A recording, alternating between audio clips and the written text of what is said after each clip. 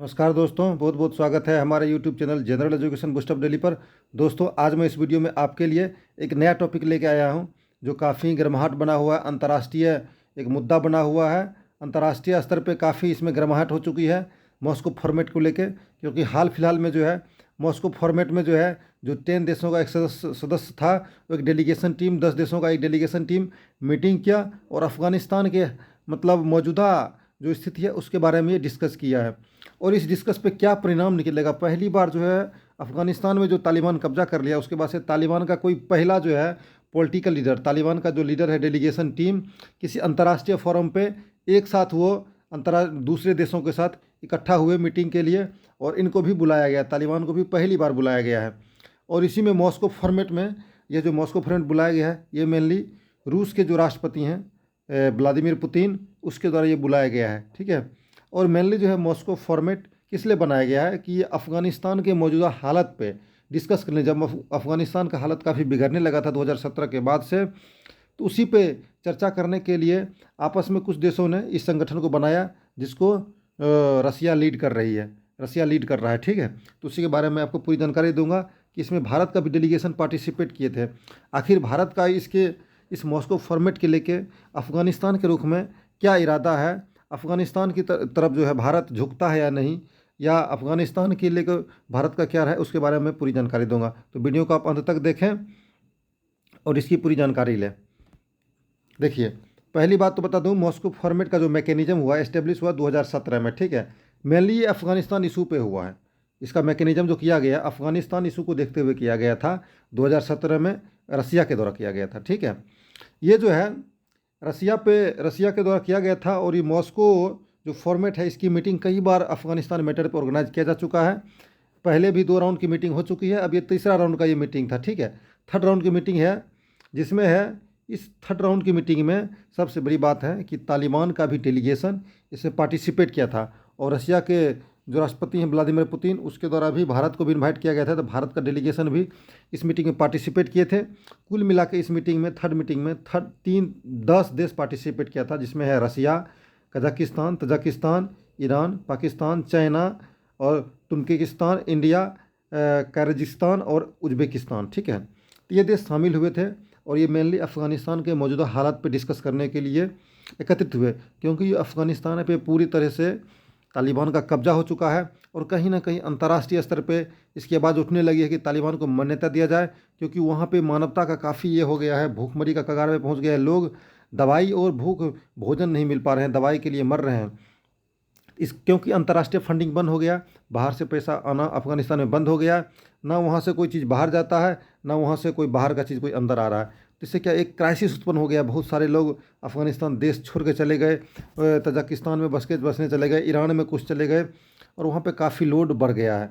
इस चक्कर को देखते हुए, क्योंकि आपको पता है कि तालिबान इतना एक कट्टरपंथ है, जो हमेशा जो है एक टेरर, उसकी जो पहले भी एक बार कब्जा कर चुका अफ़गानिस्तान में, और वहाँ पर ऐसी स्थिति बदतर बनाया, खास करके महिलाओं को नर्क का जीवन जीने के लिए मजबूर कर दिया। तो लोगों के दिल में कहीं ना कहीं एक इसके लिए दहशत का माहौल है। भाई, जो चोर कितना भी बोल दे कि मैं अब चोरी नहीं करूंगा, उस पर विश्वास नहीं किया जा सकता है।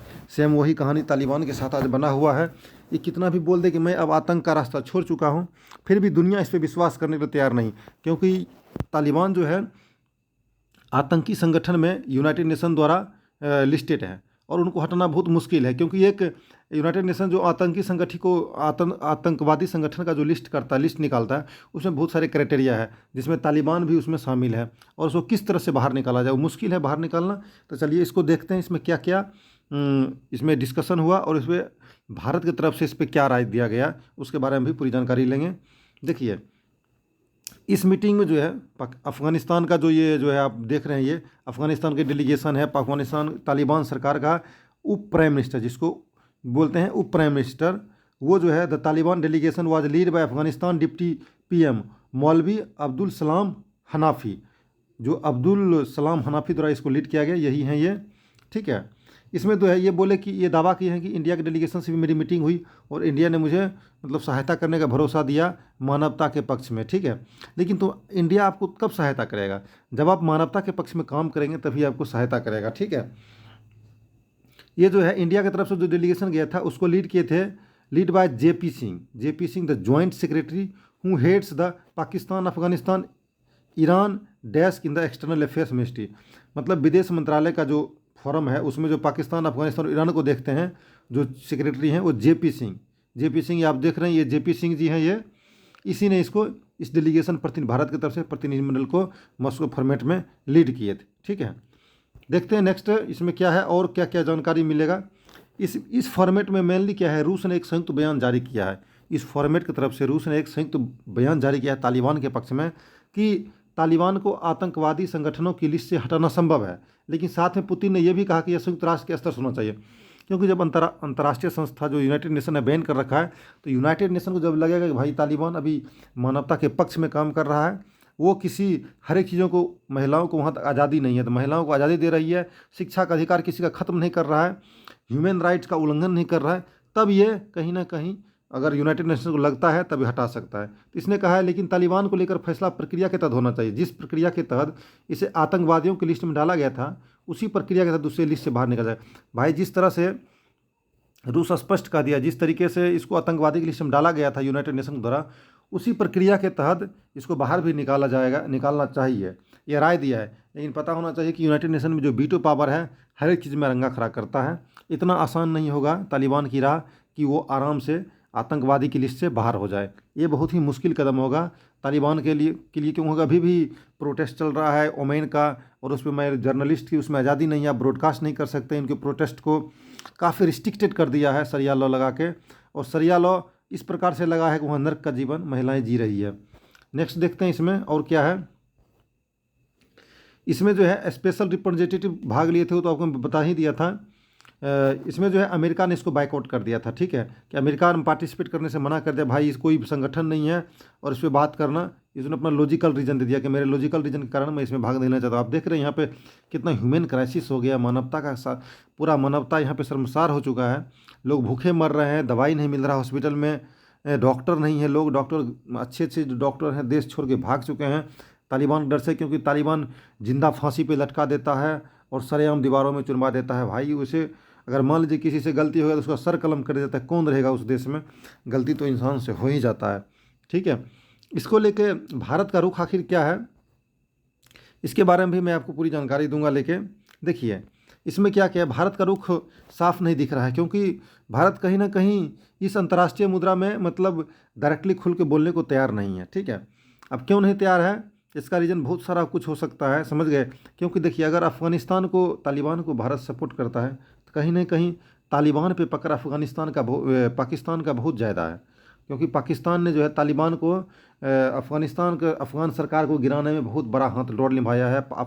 पाकिस्तान का जो ISI है, पाकिस्तान का ISI काफ़ी सहयोग किया है तालिबान को उस पर कब्जा करने के लिए। तो कहीं ना कहीं तालिबान पाकिस्तान का जो है पूरा इस पर कब्जा जमा रखा है, तालिबान में पूरा वर्चस्व बनाता है। इस चक्कर में इंडिया भी खुल के इसके सामने मतलब कुछ नहीं बोल पा रही है कि आखिर किया जाए। फिर भी जो है ये संयुक्त रूप से जो है दिया गया बयान रूस का था और इस पर इंडिया अपना मतलब नहीं निकाल रहा है। अभी फिलहाल वो चुप्पी साधे हुए हैं, जो फॉरेन मिनिस्ट्री की तरफ से भी कोई वक्तव्य नहीं है इसके रिगार्डिंग।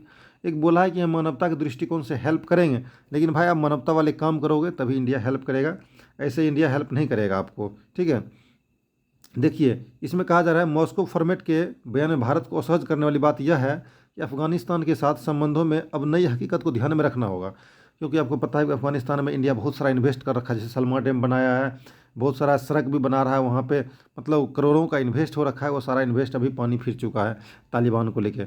जब तक तालिबान अपना स्पष्ट रुख नहीं करेगा पूरे विश्व के रंगमंच पे, तब तक इसको जो है अंतर्राष्ट्रीय सहायता मिलना बहुत ही मुश्किल है। फिर भी यूनाइटेड नेशन के द्वारा या जो ह्यूमन राइट्स आयोग है, अंतर्राष्ट्रीय ह्यूमन राइट्स आयोग, उसके द्वारा कुछ हेल्प मिल रहा है, लेकिन उससे कुछ होने वाला इसका नहीं है जब तक फाइनेंशियल क्राइसिस जब से यह जूझता रहेगा।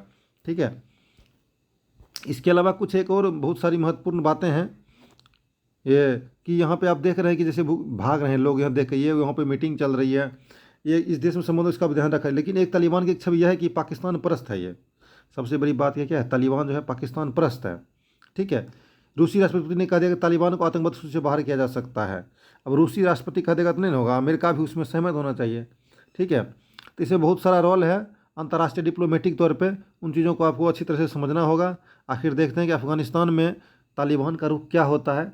सारे उस पर नज़र बनाए हुए हैं विश्व रंगमंच पे भी, और हम लोग भी इस पर मतलब ये नज़र बनाए हुए हैं कि आखिर ये तालिबान करेगा क्या आगे चल के, ठीक है, और किस तरह से सरकार चलाएगा। हम आखिरकार तालिबान जो है महिलाओं को वहाँ पे देता है कि नहीं देता अपना अधिकार, या उसको फिर उसी तरह से कैद करके रखेगा जैसे आज से 20 साल पहले ये कैद करके रखा था। मिलेंगे नेक्स्ट क्लास में, तब तक के लिए जय हिंद।